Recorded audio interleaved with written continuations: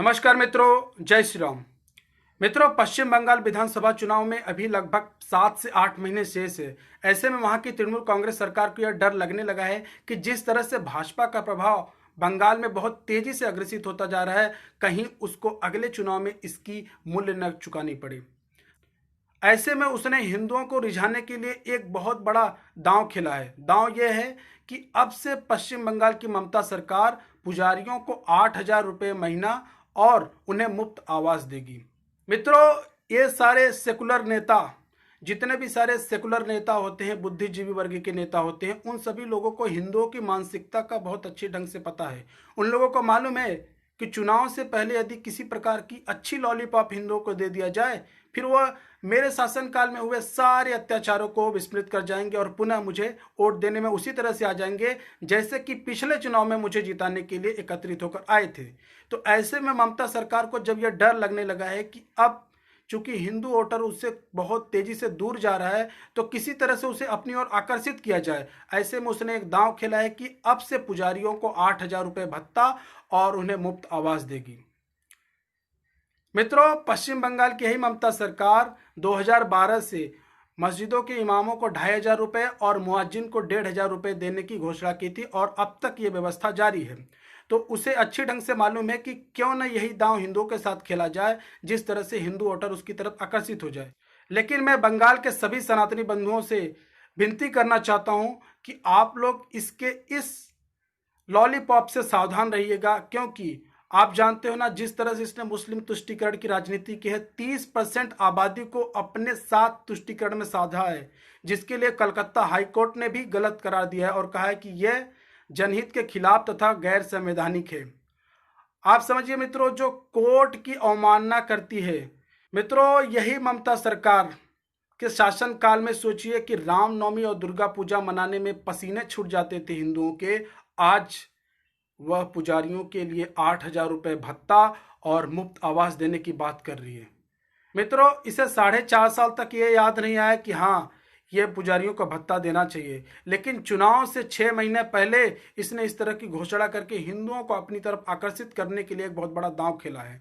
मैं पश्चिम बंगाल के सभी सनातनी बंधुओं से कहना चाहता हूं कि आप लोग इसके लॉलीपॉप के चक्कर में अपने आप को पुनः चोट देने के लिए उपयुक्त न करना, क्योंकि जिस तरह से आप जानते हो कि इसके शासनकाल में जब 2016 में इसने विधानसभा चुनाव जीता था, तो मालदा और धूलागढ़ में किस तरह से भयानक सांप्रदायिक दंगे हुए थे, जिसकी कवरेज किसी सेकुलर मीडिया ने नहीं दिखाया, केवल जी न्यूज और दूरदर्शन न्यूज को छोड़कर। आए दिन हम देख रहे हैं पश्चिम बंगाल के आरएसएस के कार्यकर्ताओं की, बीजेपी के कार्यकर्ताओं की हत्या करके उनके शव को पेड़ से लटका दिया जा रहा है। फिर अगले दिन यह समाचार बन के आता है कि फला जगह पर बीजेपी कार्यकर्ता तथा आरएसएस कार्यकर्ता की हत्या करके शव को लटका दिया गया। 2 महीना पहले आपने देखा था कि पश्चिम बंगाल में वहां के जो विधायक देवेंद्र नाथ रॉय की हत्या करके उनके भी शव को एक पेड़ से लटका दिया गया था। आप सोचिए मित्रों, पश्चिम बंगाल में बीजेपी का विधायक जिसके पास सिक्योरिटी गार्ड होती है, वह सुरक्षित नहीं है, तो आम जनता की बात तो दूरी छोड़िए, एक सामान्य जनता की बात क्या कर सकते हैं। मित्रों, पश्चिम बंगाल में दुर्गा पूजा मनाने के लिए मित्रों पसीने छूट जाते हैं हिंदुओं के। रामनवमी के अवसर पर शोभा यात्रा निकालते समय हिंदुओं को कितनी परेशानी का सामना करना पड़ता है, आपने देखा है। तो ऐसे में क्या वहां का हिंदू समुदाय इन सभी बातों को विस्मृत करते हुए इस सरकार को पुनः चुनेगा? यदि अपने वोट से इस अपने आप को पुनः चोट पाना है, तो इस सरकार को अवश्य चुनिएगा। क्योंकि मित्रों, मैं केवल एक आह्वान कर सकता हूं, एक आपसे अपेक्षा कर सकता हूं, आपको एक सलाह दे सकता हूं, लेकिन वोट तो अंततः आपको ही देना है। मेरा एक ही कहना है मित्रों कि तिरंगा यात्रा के लिए सुदर्शन प्रमाणिक की हत्या कर दी गई। बंगाल में रोज आप देख रहे हो, आप महीने में 10-15 कार्यकर्ताओं की हत्या तो आप देख ही रहे हो।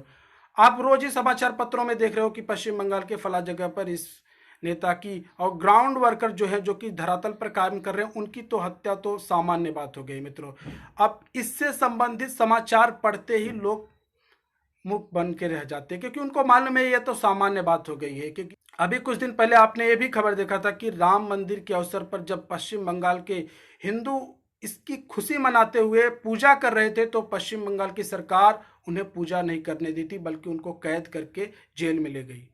सोच रहे हो मित्रों, इस तरह की स्थिति है पश्चिम बंगाल में, मतलब 70% लोगों की कोई इज्जत नहीं है मित्रों। यह कैसे हुआ? क्योंकि वहां के लोगों ने अपने आप को सेकुलरिज्म में डाला। केवल वहां के लोगों ही नहीं, ये भारत के हर एक कोने में बात हो रही है, लेकिन चूंकि ये पश्चिम बंगाल की अभी बात मैं कर रहा हूँ, इसलिए वहां के लोगों की बात कर रहा हूँ।